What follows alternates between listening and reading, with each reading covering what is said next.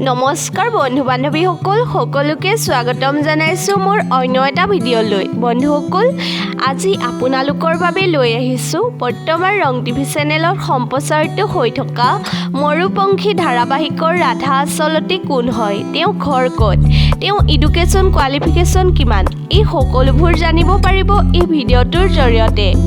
চ' বন্ধুসকল, এতিয়া আমি ৰাধাৰ বিষয়ে কিছু কথা জানো আহক। বন্ধুসকল, ৰাধাৰ প্ৰকৃত নাম হৈছে দিগাংগনা বৰা। তেওঁ ঘৰত মতা নাম হৈছে মনা। দিগাংগনাৰ জন্ম হৈছিল 2002 চনৰ 15 আগষ্ট তাৰিখে চিপাঝাৰত।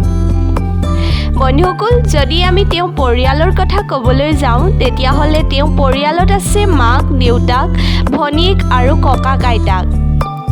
দিগাংগনাৰ মাতৃৰ নাম হৈছে অৰ্চনা বৰা আৰু দেউতাকৰ নাম হৈছে সুৰেশ বৰা। চ' বন্ধুসকল, ৰাধা অৰ্থাৎ দিগাংগনাৰ যদি শিক্ষাগত অৰ্হতাৰ কথা ক'বলৈ যাওঁ, তেওঁ স্কুলীয়া শিক্ষা আৰম্ভ কৰিছিল চিপাঝাৰ জাতীয় বিদ্যালয়ৰ পৰা আৰু তাৰ পাছত তেওঁ HS কমপ্লিট কৰিছে মংগলদৈ জ্ঞান বিকাশ একাডেমীৰ পৰা। বন্ধুসকল, দিগাংগনাই ক্লাছ 6ৰ পৰা অভিনয়ৰ লগত জড়িত আছিল। তেওঁ বহুতো অসমীয়া মিউজিক ভিডিঅ' আৰু বহুতো অসমীয়া ধাৰাবাহিকত অভিনয় কৰিছে। তাৰে ভিতৰত কেইখনমান ধাৰাবাহিক হৈছে অভিমানী, অনুৰাগ, শকুন্তলা আৰু বৰ্তমান ৰং টিভি চেনেলত ময়ূৰপঙ্খী নামৰ ধাৰাবাহিকত অভিনয় কৰি আছে। চ' বন্ধুসকল, আজিৰ ভিডিঅ'টো ইমানেই আছিল।